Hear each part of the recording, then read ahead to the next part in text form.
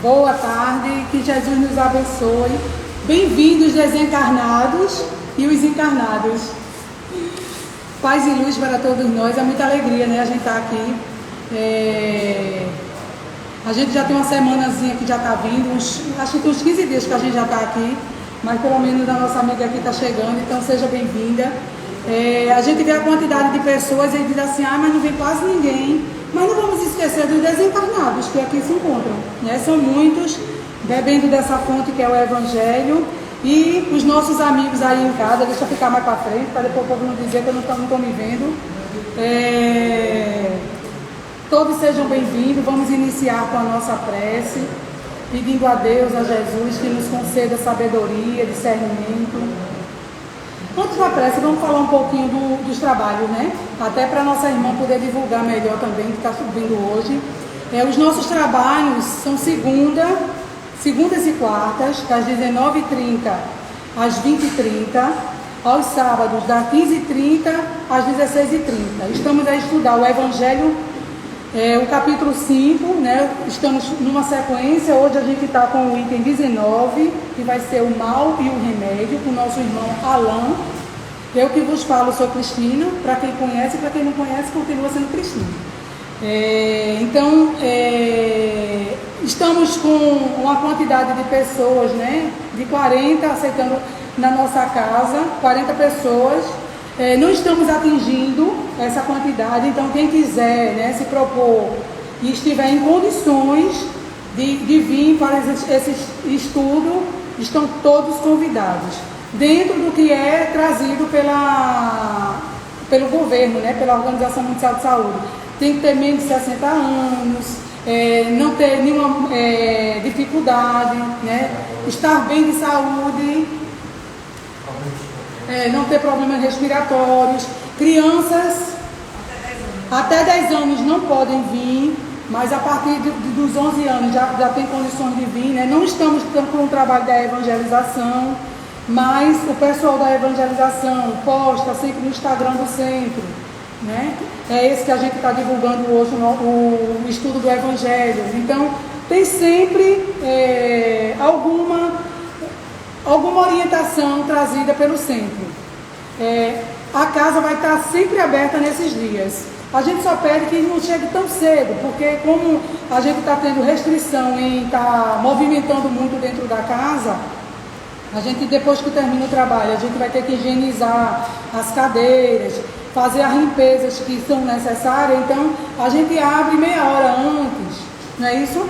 Então hoje eu abri um pouquinho mais cedo, mas é bom abrir sempre meia hora antes, para não deixar a gente também movimentando muito dentro. Quanto menos contato, pelo menos nesses momentos, melhor.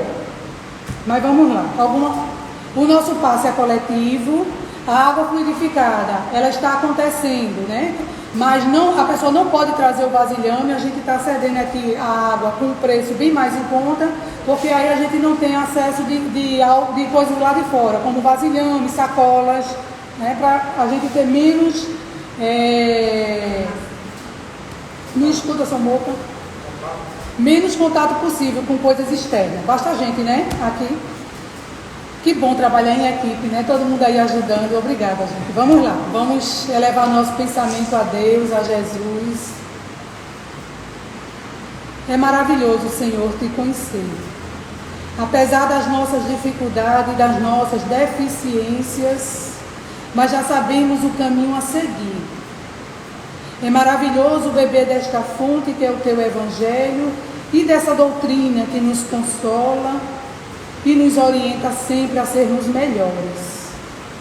Pedimos a ajuda nesses instantes à nossa Mãe Maria de Nazaré, que ela nos envolva, nos ampare, não só a nós, mas a todos que aqui se encontram, seja em carne ou em espírito. Que todos, Senhor, que se encontram unidos e reunidos em teu santo nome na tarde de hoje, possa receber as bênçãos e o amparo que nos é direcionado nesses instantes que vamos estar juntos. Dai-nos a força, a coragem, a perseverança e, acima de tudo, a fé raciocinada, acreditando que amanhã será melhor mas que nós precisamos buscar fazer a nossa parte. A ajuda é muito grande, mas nós temos um papel fundamental. Nós somos coautores da nossa vida. Nós podemos contar a nossa história. E o que nós estamos a fazer? Faz com que, Mestre, através do Teu Evangelho, busquemos nos melhorar a cada dia, a cada instante e nos tornarmos criaturas melhores para nós e para aqueles com os quais convivemos. Ave Maria, cheia de graças, o Senhor é convosco. Bendita sois vós entre as mulheres, bendito é o fruto do vosso ventre, Jesus. Santa Maria, Mãe de Jesus, rogai por todos nós, hoje, agora e sempre. Certos do teu amparo e auxílio, Mãe Maria de Nazaré, nosso Pai que é todo poder e bondade, e Jesus, nosso Mestre e Irmão. E aos nossos amigos e irmãos que fazem parte desta Casa de Luz, que faz parte dessa equipe do Paz, Luz e Harmonia, pedimos a permissão para iniciar o estudo da tarde, que o amor seja sempre a nossa bandeira. Como nós estávamos dizendo, nosso amigo Alan vai falar sobre o capítulo 5, Bem-aventurados aflitos, o item 19, o mal e o remédio. E eu vou ler um trecho pequenininho, mas o nosso amigo ele vai discorrer, tanto lendo como falando, porque a gente achou melhor dessa forma, né, Alan? Mas para a gente não perder o hábito, vamos ler um trechozinho do Evangelho. O mal e o remédio. Item 19 do capítulo 5. Vossa terra é, pois, um lugar de alegria, um paraíso de delícias. A voz do profeta não ressoa mais aos vossos ouvidos. Ele não apregoou que haveria pranto e ranger de dentes para aqueles que nascessem nesse vale de dores. Vós que vieste aí viver, esperai, pois, lágrimas cruciantes e penas amargas, e mais as vossas dores sejam agudas e profundas. Olhai o céu e bendizei o Senhor, por ter querido vos experimentar. Ó homens, não reconhecereis, pois, o poder do vosso Mestre, senão quando ele tiver curado as chagas do vosso corpo e coroado os vossos dias de beatude e de alegria? Não reconhecereis, pois, seu amor, senão quando ele vos tiver adornado o vosso corpo com todas as glórias e lhe tiver restituído seu brilho e sua brancura? Imitai aquele que vos foi dado como exemplo, chegado ao último degrau da abjeção e da miséria, estendido sobre o lixo, disse a Deus: Senhor, conheci todas as alegrias da opulência e me reduzistes à miséria mais profunda. Obrigado, obrigado, meu Deus, por querer bem experimentar vosso servo. Até quando vossos olhares se deterão no horizonte marcados pela morte? Quando vossa alma desejará, enfim, se soltar além dos limites de um túmulo? Mas se devesse chorar e sofrer toda uma vida, que seria isso ao lado da eternidade de glória, reservada àquele que tiver suportado a prova com fé, amor e resignação? Procurai, pois, consolações aos vossos males no futuro que Deus vos prepara, e a causa deles no passado. E vós, que sofreis mais, considerai-vos os bem-aventurados da terra. Que Jesus continue a nos abençoar. Vamos passar para o nosso irmão Alan, para que ele possa discorrer, né? E todos nós estudarmos juntos, né? Porque na realidade é um estudo.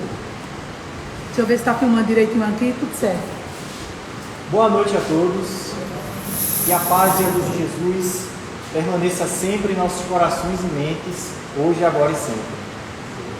É com muito carinho, com muita felicidade que estamos aqui reunidos mais uma vez, nessa casa bendita de oração, de trabalho e, sobretudo, de esclarecimento, para melhorarmos um pouco mais a nossa consciência de quem nós somos, de onde viemos e qual o caminho para atingir a felicidade, porque afinal de contas todos nós queremos ser felizes, é ou não é? Eu queria dizer de antemão que estou muito feliz de estar aqui com vocês e dizer mais uma vez que eu não sou palestrante, eu sou apenas uma pessoa que gosta de estudar o Espiritismo, procuro praticar e procuro passar da melhor maneira possível o que eu aprendi. Então eu não sou o dono da verdade e gostaria também que vocês, se pudessem, se tiverem condições, se assim desejarem, também participassem da nossa reunião, contribuindo com sua forma de pensar, com seus esclarecimentos, com as suas experiências, ok? Muito bem. Como a nossa amiga Cristina falou, a lição de hoje é o capítulo 5, dando continuidade ao nosso estudo, né? Bem-aventurados os aflitos. E esse capítulo, como eu disse anteriormente, ele foi muito bem escolhido.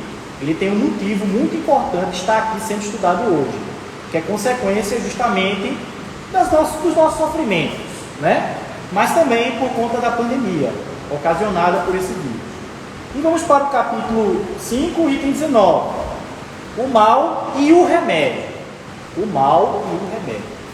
A nossa amiga começou lendo, mas eu vou recomeçar e vou finalizar dando pausas em certos momentos para que a gente possa falar sobre essa parte, ok? Vamos lá. Vossa terra é, pois, um lugar de alegria, um paraíso de delícias? É uma pergunta. Repare que esse texto é evidentemente feito por Santo Agostinho, um espírito que eu tenho muita admiração. É um texto maravilhoso. É um texto muito profundo e esclarecedor. Todo o Evangelho, ele é importante sim, mas existem textos que quando você lê ele, você sente aquela profundidade um pouco maior, é ou não é? Você se identifica mais e às vezes você se enxerga mais naqueles exemplos. Pronto, esse texto para mim é um desses que me tocou muito. E ele começa com uma pergunta: vossa terra é, pois, um paraíso de delícias? É uma pergunta. Aí a gente pensa, é ou não é? E aí? É ou não é? Ele está chamando a gente para pensar.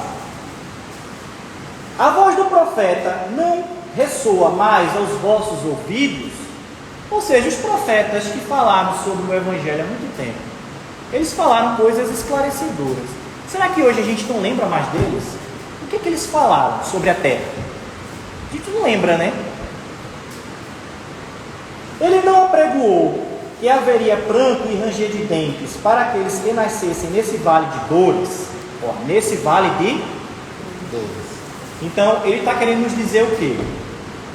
Que a terra, gente, é um lugar de provas e expiações, né? Eu não digo infelizmente, por quê? Muitas vezes, quando Jesus falava conosco, ele era mal interpretado. A gente tem que parar para raciocinar o porquê disso. Vamos lá. Jesus falava às vezes de uma forma meio misteriosa. E eu lembro que quando eu era criança, quando eu lia alguns trechos, eu ficava até um pouco assustado.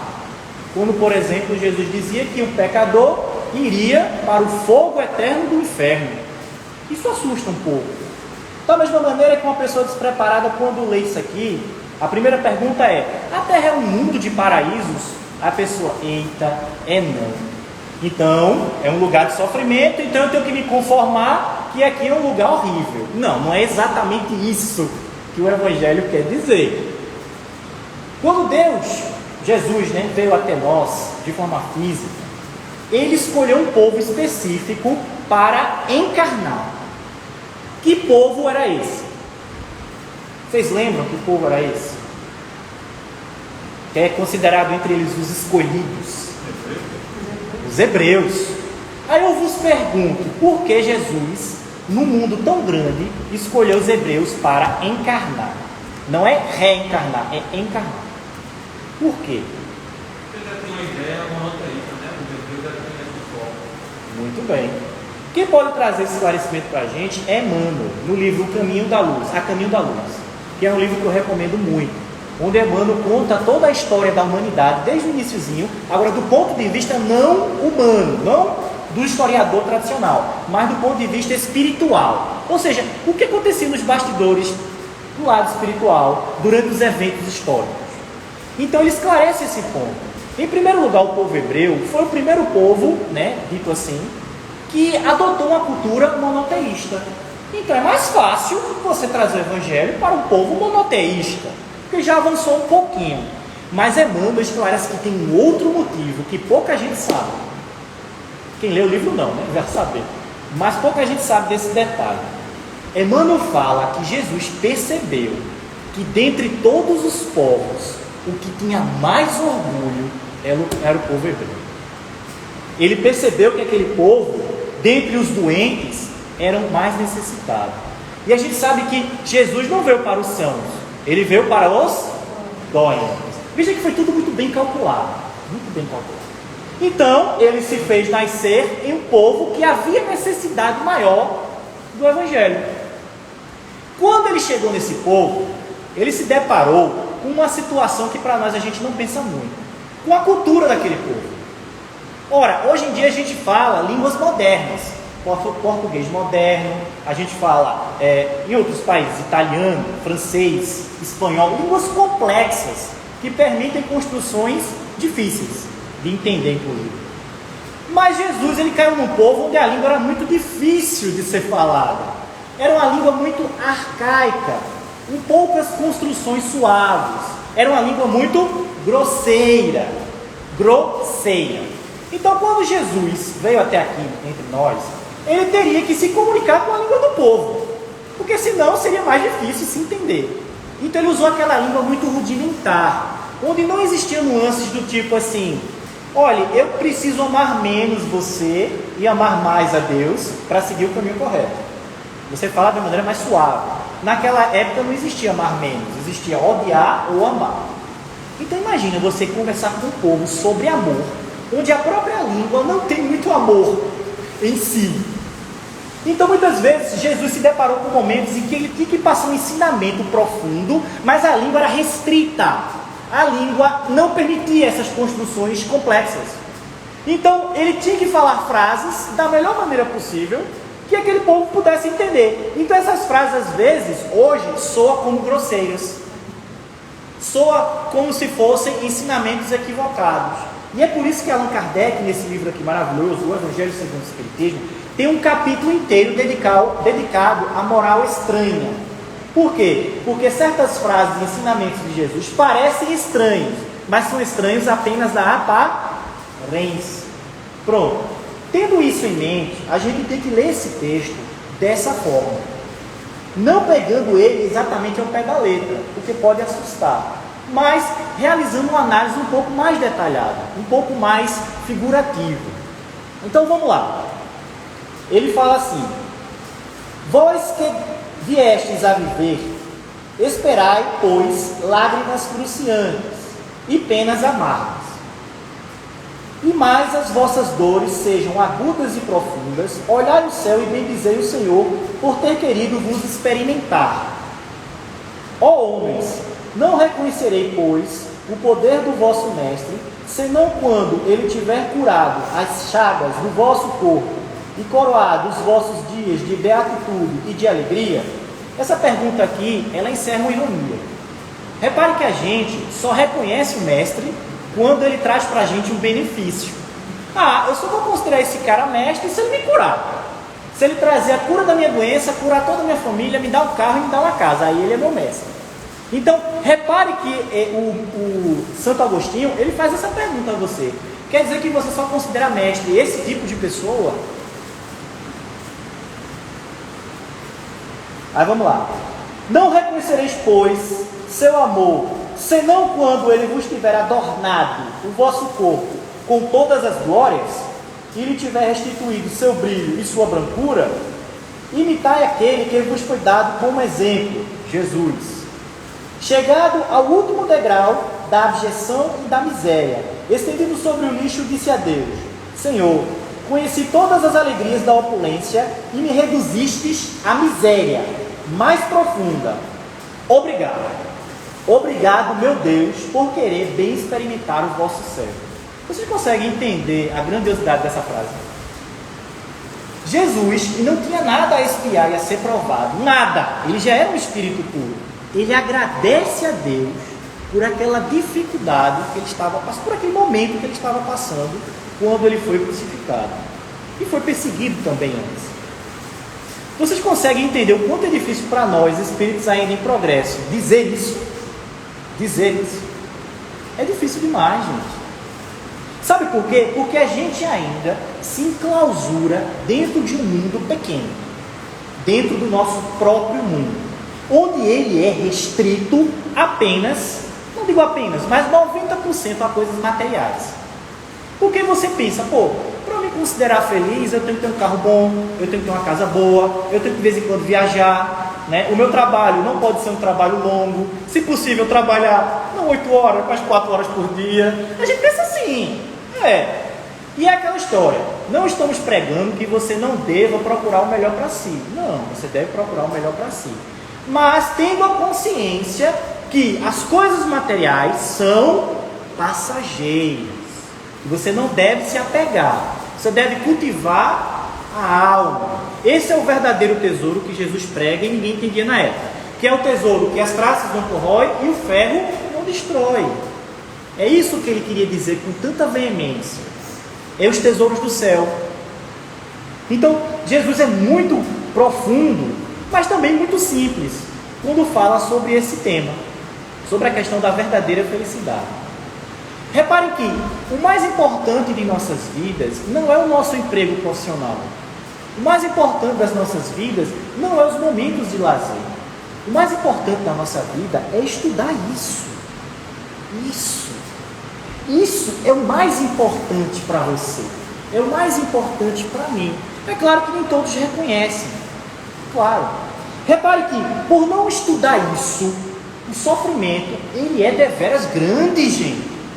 Quantos de nós, quando desencarnam, chegam em salas mediúnicas e dizem: eu estou triste e desesperado porque alguém invadiu a minha casa. Veja, a casa dele é um bem material, que já está em posse de outra pessoa. E ele está apegado à casa. Eu estou aqui desesperado e querendo me vingar da minha esposa que se casou de novo. Olha que interessante. Porque não estudou. Repare que muitas vezes, no máximo, a gente dedica a vida a gente todinha ao trabalho e no final diz assim: às vezes no domingo eu vou à igreja. Às vezes, sexta-feira à noite, eu faço um evangelho. Às vezes eu leio alguma coisa. Você coloca isso nem em segundo plano, você está colocando isso em último plano. Último. Porque mentalmente você ainda não consegue entender que você é um espírito. Você não é um corpo físico.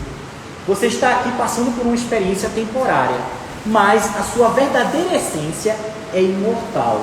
E o que é mais importante é cultivar a compreensão, o amor, o entendimento e a paz. E o desapego. 600 anos antes de Jesus nascer aqui, existia um homem chamado Siddhartha Gautama, que eu admiro ele também. Admiro ele porque ele falou em uma única palavra toda a origem do sofrimento humano. Esse cidadão mais tarde ficou conhecido como Buda, ou Iluminado, né? E ele fala frases maravilhosas.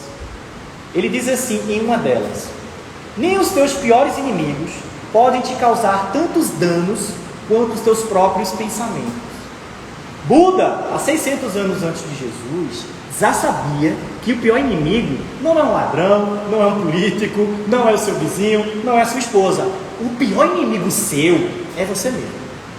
São os seus pensamentos. Imagina isso, o cara se ligar nisso naquela época. Ele era também considerado entre os indianos um mestre. Ele tinha discípulos também que o seguiam, igual a Jesus, né? E ele dedicou grande parte da vida dele a caminhar pelo mundo, observando por que o homem sofre. Por que as pessoas sofrem? Por quê? Por quê? Por quê? Por quê?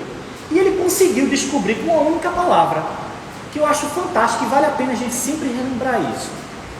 A origem de todo sofrimento. É o orgulho. Tudo bem, o orgulho realmente é algo, um sentimento terrível. Mas repare que o orgulho também muitas vezes começa com um detalhe.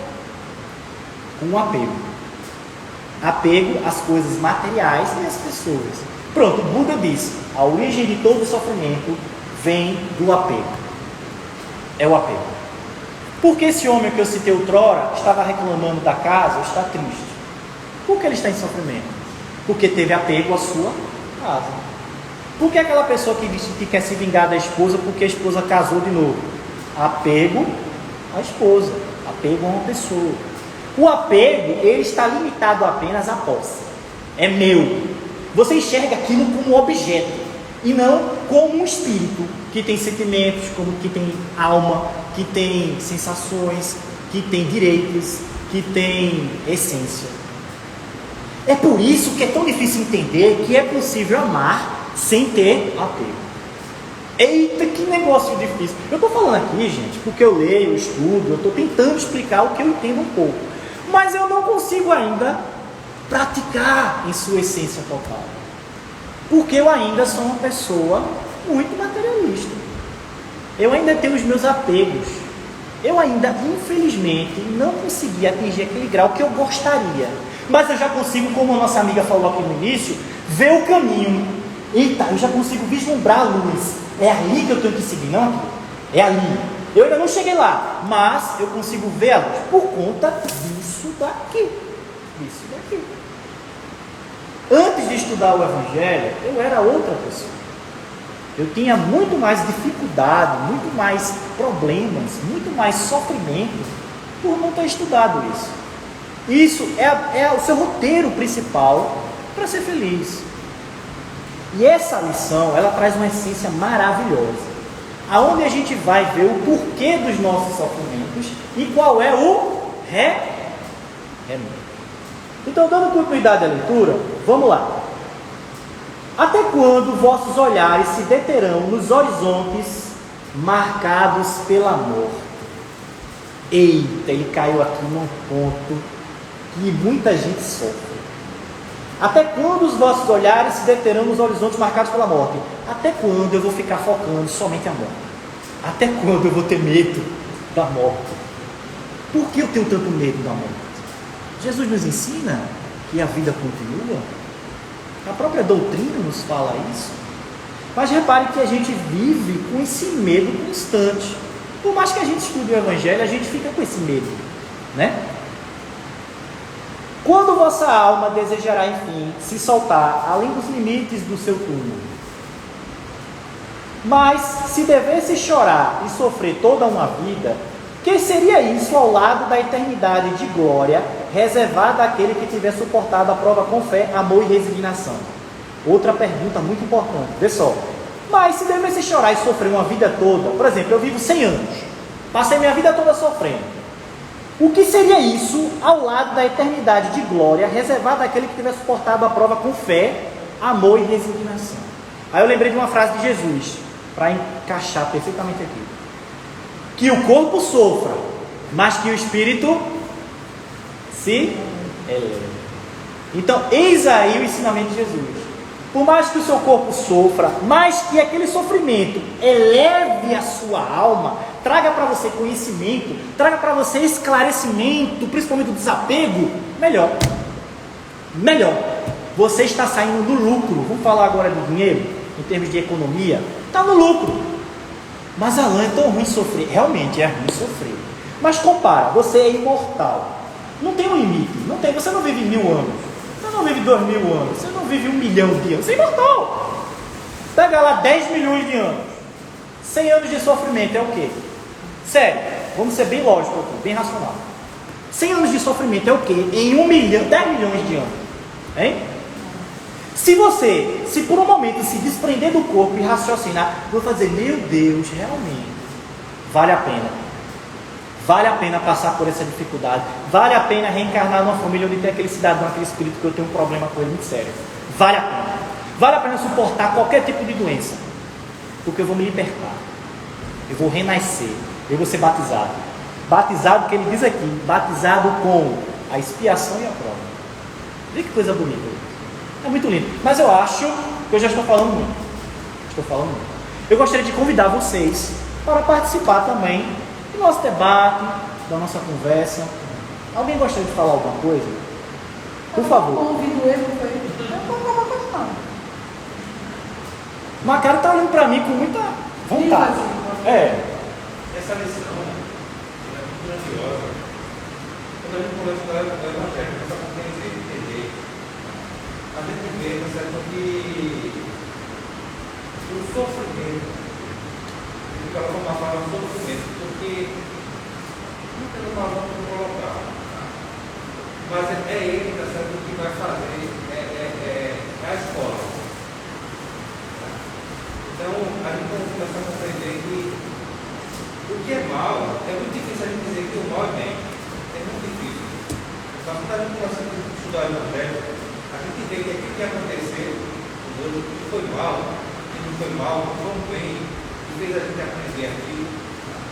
Então, a partir do momento que essa dificuldade que a gente passa, e a gente começa a relembrar ela em situações que eu me encontro doente novamente, eu posso trazer de volta aquilo que eu aprendi para o presente, para um futuro melhor.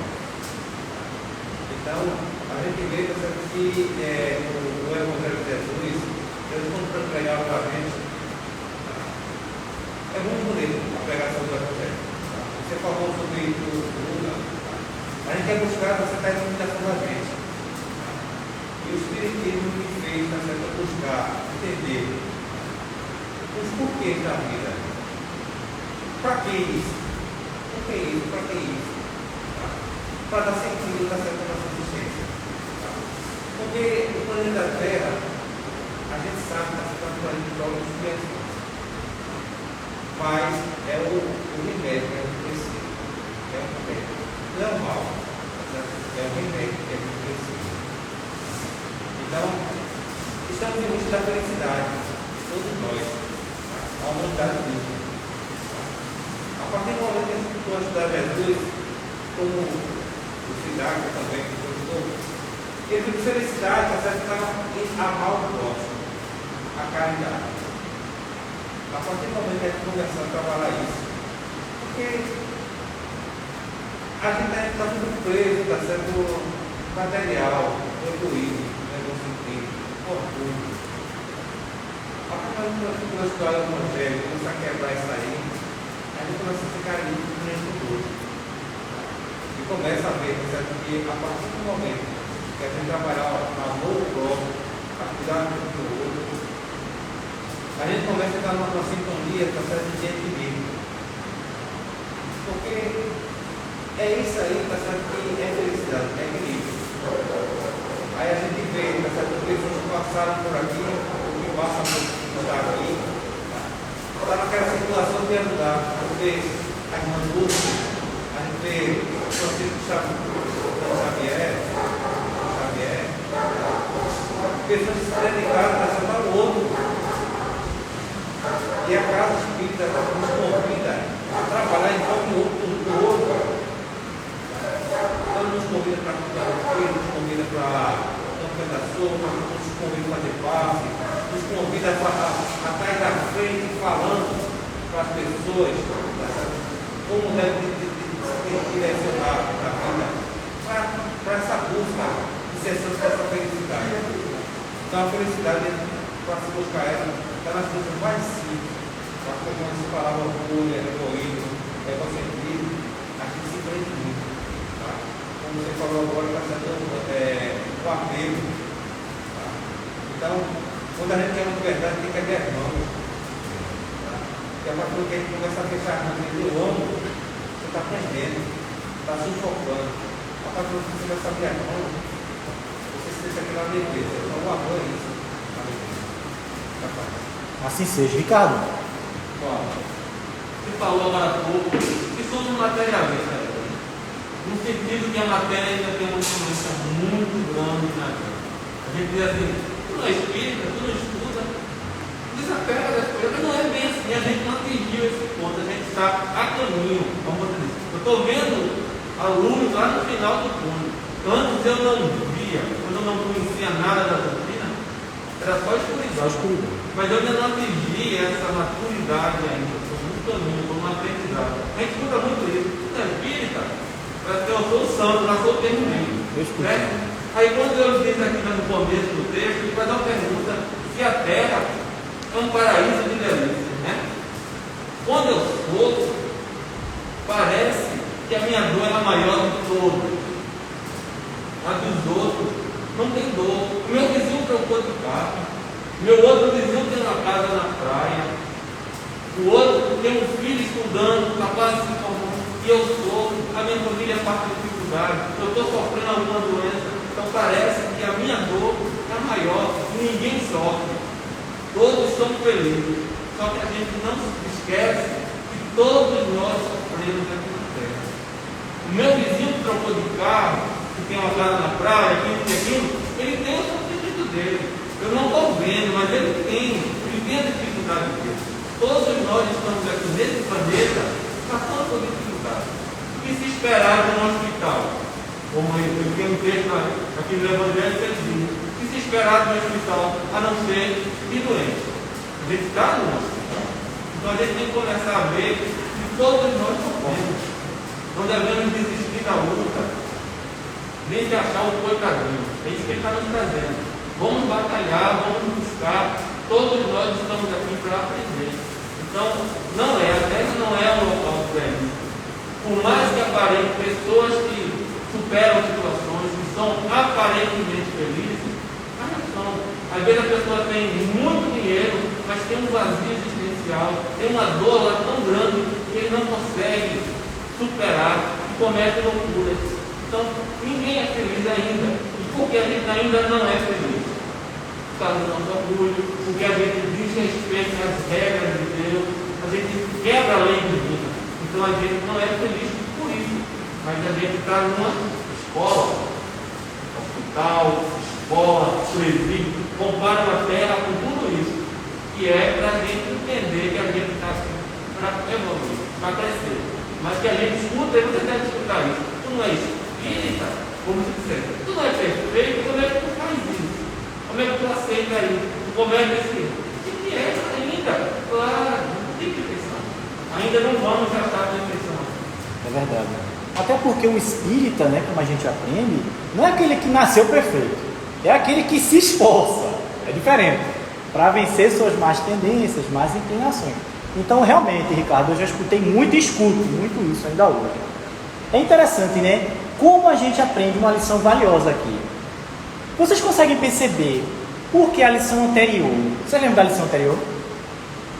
O bem e o mal sofrer. Ele veio antes dessa. Vocês conseguem perceber? Foi tudo muito calculado. Esse livro é maravilhoso. Repare que aqui a gente está aprendendo o quê? O remédio. Qual é o remédio? O remédio é a gente passar por aquela provação para superar aquilo e aprender, evoluir.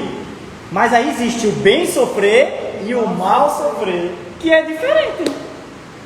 Quando a gente passa por um sofrimento, não é qualquer sofrimento eu encarar ele de qualquer forma que eu vou obter a minha recompensa. Não é assim. Quando eu passo por um sofrimento reclamando, me queixando, blasfemando e às vezes até me vingando, isso é um mal sofrer. Isso não traz a felicidade verdadeira. Não é o remédio que está na lição posterior. Não é. Já foi ensinado antes. É por isso que vem no item antes. Existe o bem sofrer, que é diferente. Agora, quando a gente fala do bem sofrer, tem que distinguir aí outra coisa. Tem gente que pensa assim, infelizmente. Alan, eu estou com esse problema aqui de saúde, mas eu não vou procurar nenhum médico não, porque Deus deu, Deus tira. Eu vou continuar sofrendo porque o sofrimento vai limpar a minha alma, vai me purificar. E aí eu vou para o céu.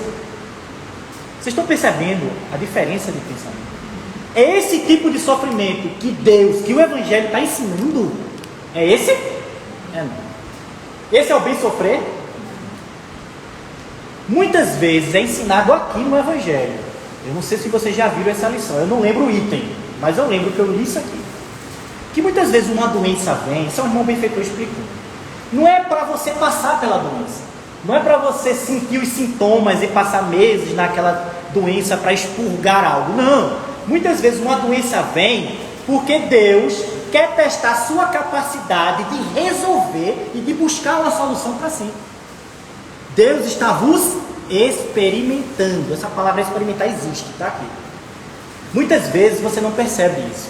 Mas você se depara com uma situação muito difícil, que se você ficar calmo, você resolve logo. Resolve logo. Porque aquilo ali foi colocado diante de você, não para você sofrer longas penas, mas para você resolver. Para você desenvolver o seu intelecto, desenvolver a capacidade de buscar o melhor para si.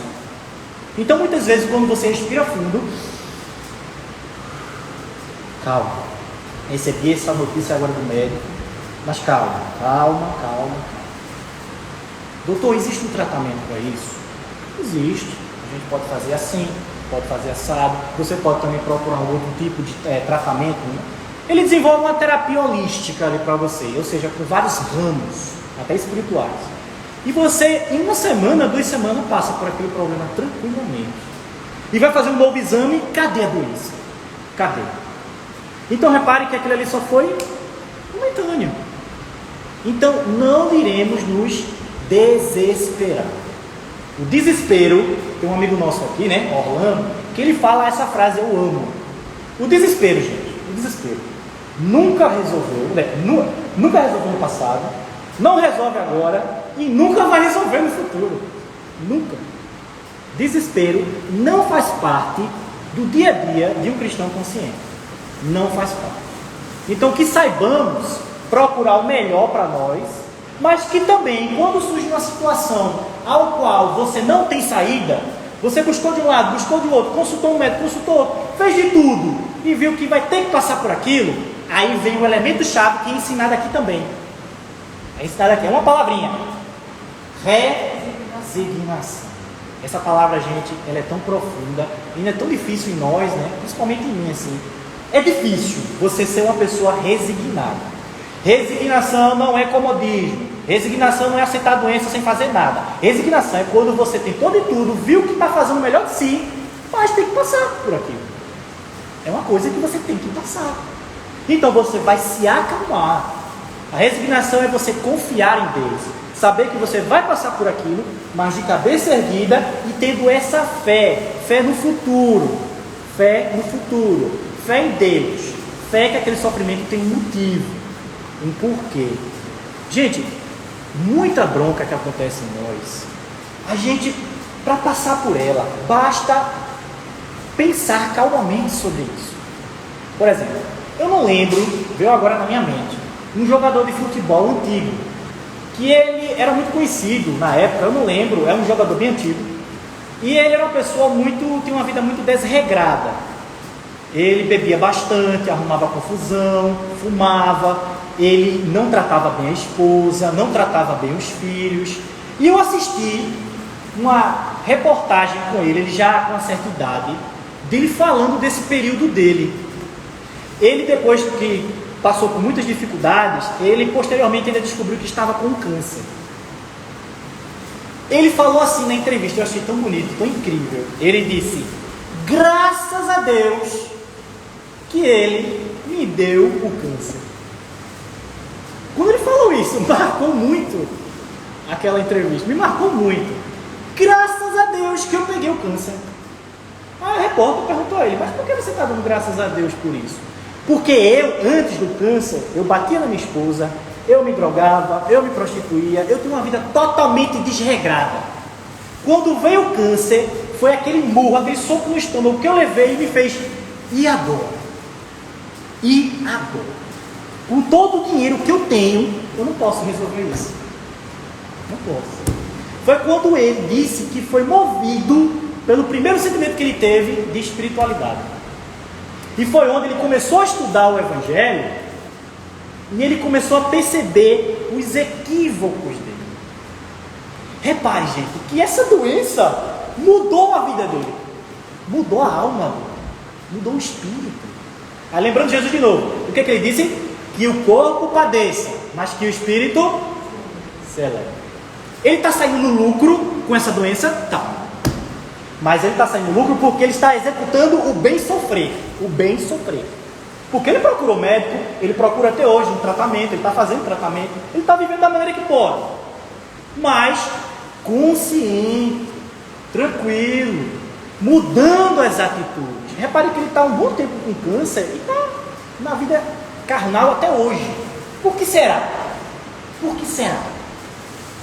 Ele mudou hoje. Ele hoje falou para a entrevista: eu não sou mais o mesmo homem de antes. E ele diz: graças a Deus que eu peguei essa doença. Graças a Deus que eu peguei câncer. Olha que bonito, gente. Isso me marcou de uma forma muito profunda. Aí a gente diz: não existem pessoas boas no mundo. A gente fala do Evangelho, mas ninguém faz. Existe sim. Eu acho triste quando eu ouço uma palavra assim, uma pessoa se lamentar tanto, dizendo que não existe o bem no mundo, que as pessoas não fazem caridade, que as pessoas não escutam Jesus. Gente, tem muita gente que faz o bem. Tem muita gente que faz o bem. Pelo amor de Deus, entendam isso. Olha, quando eu entrei aqui na casa, eu logo em seguida comecei a trabalhar na campanha do clube. Eu estou emocionado. E eu vou dizer para você o que eu pensava na época. Eu cheguei aqui na campanha, aí eu disse, eu vou fazer essa campanha para mim, né? Porque eu tenho que me melhorar, né? E, tudo bem, eu já estava entendendo alguma coisa. Só que veio o meu pensamento paralelo. Eu vim aqui para me tratar. Mas eu pensei, poxa, eu vou passar em 10 casas. De 10 casas, eu tenho certeza, só um vai doar. Porque o mundo é muito mal. Vê, meu pensamento de uma pessoa despreparada, né? Que não enxerga a realidade, não quer enxergar a realidade, não enxerga. Uma pessoa de 10 vai doar, e eu vou levar fora até umas horas. Eu já me preparei, né?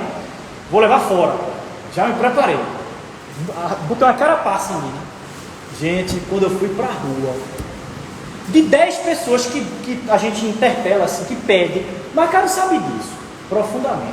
De 10 pessoas que a gente pede, 8, 9 doam. É difícil uma pessoa não doar nada, mas na verdade, isso é verdade. É difícil alguém não doar nada. E eu passei, eu estou há quanto tempo aqui na Casa Espírita? Sei lá, 4 anos, eu nem lembro direito, uns 4 anos. Gente, eu nunca levei um fora. Eu sei que teve pessoas que passaram por outras experiências, beleza, mas eu estou falando em mim. Em 4 anos de campanha do quilo, eu nunca levei um fora. Veja que interessante.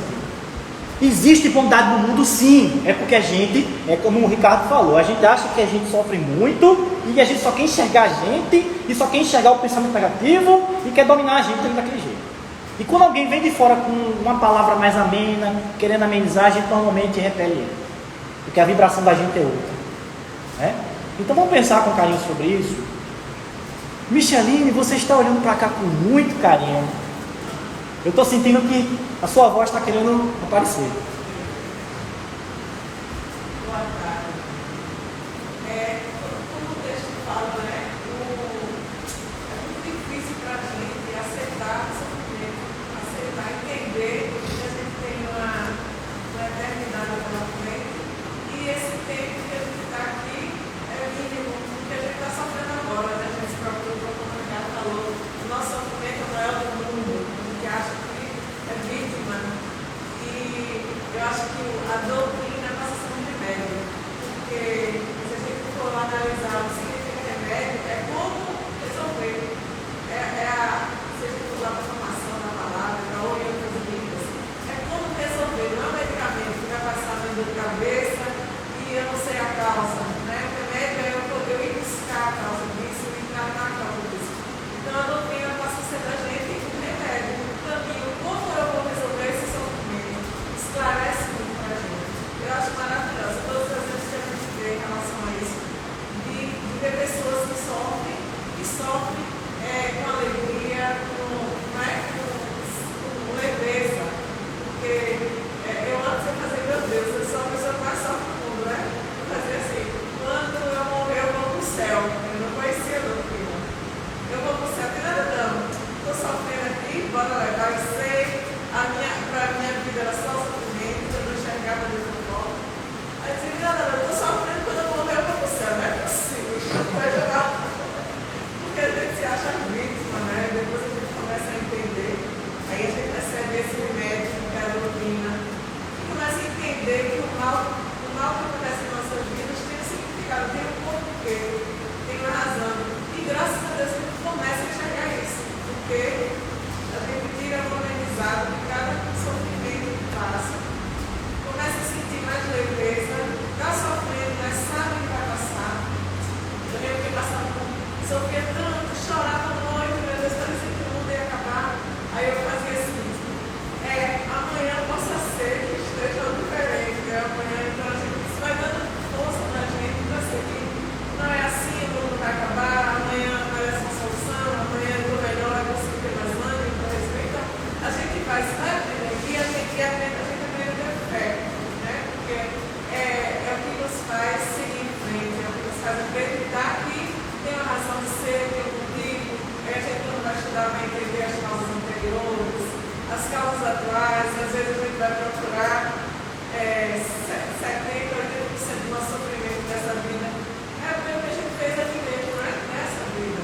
Muitas vezes a gente fica até são os espíritos, e a gente começa a aprender que não, aquele obsessor que eu quero para ir, ele só está junto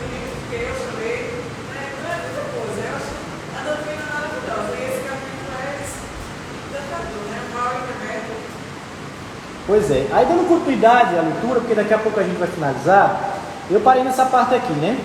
Mas se devesse chorar e sofrer toda uma vida, o que seria isso ao lado de uma eternidade de glória, reservada àquele que tiver suportado a prova com fé, amor e resignação? Procurai, pois, consolações aos vossos males no futuro que Deus nos prepara. Olha, Michelin estava falando. E a causa deles no passado.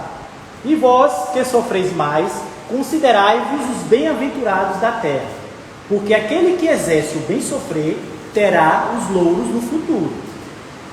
No estado de desencarnados, quando planáveis no espaço, escolhestes vossa prova, porque vos acreditasse bastante fortes para suportá-la. Por que reclamar essa hora? Agora vamos lá, essa parte aqui é interessante, é uma pergunta muito interessante. Peraí, quer dizer que eu escolhi passar por isso? Eu escolhi não. Escolhi não. Eu tenho certeza que eu não escolhi. Gente, pessoal, vamos raciocinar. Eu entendo que você fala isso, eu entendo. Às vezes fala até na brincadeira, beleza. Mas vamos ver o porquê de tudo isso. Gente, a gente está vivendo no mundo, o ano já é 2020. Nós estamos aqui no Centro Espírita, nos esforçando, estudando o Evangelho. Sejamos sinceros. Será que a gente não tem um mínimo de consciência que existe o Evangelho e que o Evangelho é bom? Será que a gente não tem um mínimo de consciência que a gente já está entendendo alguma coisa? Será que a gente não tem um mínimo de consciência que lá fora tem pessoas que estão bem longe disso? Então, eu tenho certeza, desculpa dizer, todo mundo aqui tem um nível de consciência mínimo. Eu acredito que quando a gente estava lá antes de encarnar, a gente sabia o que ia passar. Eu acredito. Determinadas doenças, determinados problemas conjugais, determinados problemas de trabalho, a gente sabia. Se não de tudo, de muita coisa. E a gente aceitou. Talvez não de bom grado, mas chegou e disse, tá bom, vai. Aceitou. Aí vem o véu do esquecimento. Eu não escolhi isso, e às vezes se revolta, né? Mas, gente, estava ciente. Aí ele pergunta aqui, né? O irmão pergunta, por que reclamar agora? Tu já sabia lá atrás? Não já sabia? Vós que pedistes a fortuna e a glória, era para sustentar a luta de tentação e vencê-la. Vós que pedistes lutar de corpo e alma contra o mal moral e físico, é porque sabíeis que quanto mais a prova seria dura, tanto mais a vitória seria gloriosa, e que se dela saísseis triunfantes, devesse vossa carne ser lançada sobre um monturo, ou seja, sobre o lixo. Em sua morte, ela deixaria escapar uma alma brilhante, de brancura e tornada pura pelo batismo da expiação e do sofrimento. Ou seja, novamente aquele tema, que meu corpo sofra, mas que meu espírito se eleve. E a gente tinha consciência disso. Que remédio, pois, recomendar àqueles que estão atacados de obsessões cruéis e de males cruciantes? Um só é infalível, a fé. O olhar para o céu. Se no acesso dos vossos mais cruéis sofrimentos, a vossa voz cantar ao Senhor, ou seja, você orar, falar com Ele, o anjo, à vossa cabeceira, de sua mão, vos mostrará um sinal da salvação e o lugar que deveis ocupar um dia. Então, gente, se a gente orar com amor, tendo aquela fé e pedindo uma ajuda, um esclarecimento, vem sempre alguém enviado por Deus para nos ajudar. É sempre, não existe exceção. Sempre vem um irmão para lhe orientar, para conversar. Seja você estar de vigília concentrado, seja através da mediunidade, seja através do dormindo. Meu espírito sai, eu não tenho mediunidade ostensiva nenhuma, mas eu vou dormir. Aí eu desprendo o espírito, o irmão conversa comigo. Conversa sim. Então, repare que a sua oração, ela sempre é ouvida. Não importa a situação, não importa o lugar, a oração é um grande remédio. É um grande alento, né? Para a gente poder suportar as provações. Muito bem. A fé é o remédio certo do sofrimento. Ela mostra sempre os horizontes do infinito, diante dos quais se apagam os poucos dias sombrios do presente. Vê que frase maravilhosa. Essa frase foi perfeita, vê? A fé é o remédio certo do sofrimento. Ela mostra sempre os horizontes do infinito, diante dos quais se apagam os poucos dias sofridos no presente, sombrios no presente. Então repare que ele está dizendo justamente isso. Esse período de sofrimento é pouco em relação à eternidade de existência, né? Eu vou parar de ler por aqui porque a gente já está chegando no fim, e eu queria só comentar um detalhe a mais, tá certo? O texto ainda segue. Sintam-se à vontade em casa para estudar, tá certo? Não deixem de ler o Evangelho, porque ele é a nossa bússola, ele é o caminho para a gente. E falando ainda mais sobre essa questão do sofrimento, e da dor e da fé. Vê que interessante, a fé é o remédio certo do sofrimento. Vê que legal, a gente diz assim, nossa, o Espiritismo, no meu caso também, né? O Espiritismo, ele me fez entender o meu sofrimento. Eu entendo que existe a reencarnação, eu fiz mal no passado, eu sofro por causa disso, existe um planejamento reencarnatório, do qual eu sei o que eu vou passar mais ou menos, então eu fico mais tranquilo. Ou seja, a razão, a explicação racional lhe deu um alento, lhe deu um feedback, né? Lhe deu uma possibilidade de você se acalmar um pouco mais em relação ao seu sofrimento. Só que repare que ele coloca aqui que o remédio do sofrimento não é o raciocínio, não é o conhecimento, é a fé. Olha que interessante, essa parte foi muito legal. É a fé, é o remédio certo do sofrimento. Por quê, gente? Porque a gente, de certa maneira, teve acesso ao estudo, teve acesso ao Evangelho. Aí a gente tem condições de esclarecer e usar o conhecimento como meio de aliviar a dor. Mas e aquele que vive numa roça, que nunca estudou na vida, aquele que vive em lugares e não tem condições de ter acesso ao Evangelho, devido à sua própria criação, que foi muito difícil, violenta, inclusive. Se essa pessoa, sem estudo nenhum, tiver fé, ela está no caminho certo. Repara que a fé realmente é o remédio. Claro, o conhecimento vai ajudar, o conhecimento é bom, né? Mas se você tiver esse elemento inicial, fé, você tem um grande sustentáculo. Porque fé, gente, nada mais é do que você ter certeza, não é acreditar, é ter certeza que aquilo vai acontecer mesmo que você não prove, mesmo que você não possa provar, né? Então é isso que esse texto passa para a gente, que muitas vezes o sofrer traz o remédio, mas o meio de suportá-lo, sem dúvida nenhuma, é a fé. Então que nossa fé, gente, seja robusta, uma fé sustentada na razão e principalmente, não só na razão, né? No amor, tá certo? Então, eu vou finalizar por aqui, porque a gente está chegando no fim. Vou devolver a palavra para a nossa irmã Cristina. Que o nosso bom Deus abençoe sempre a tudo e a todos. Assim seja. Vamos agradecer, né? Para que as pessoas que estão em casa consigam também fechar com a gente com a nossa prece de agradecimento. Então, continuemos com os nossos pensamentos elevados a Deus, a Jesus, sentindo essa presença dos bons feitores. Divino Mestre Jesus, te rendemos graças pela oportunidade de estarmos juntos estudando os teus ensinamentos de vida nova. Dai a força àquele que passa pela provação, Senhor, pondo no coração do homem a compaixão e a caridade. Rendemos graças também a todos os amigos que fazem parte dessa equipe Paz, Luz e Harmonia, seja em carne ou em espírito, e que Deus continue envolvendo e amparando a todos nós. Pai nosso que estás nos céus, santificado seja o vosso nome, venha a nós o vosso reino, seja feita, Senhor, a tua vontade, na terra como nos céus. O pão nosso de cada dia nos dai hoje, perdoa as nossas ofensas, assim como nós perdoamos a quem nos tem ofendido. E não nos deixes entregue às tentações, mas livra-nos de todos os males, pois teu reino é poder e glória para todos sempre. Diante desta rogativa, certos do teu amparo e auxílio, pedimos a permissão que nos foi concedida no início para finalizar o estudo da tarde de hoje. Que a paz, a luz e o amor seja sempre a nossa bandeira. Graças a Deus.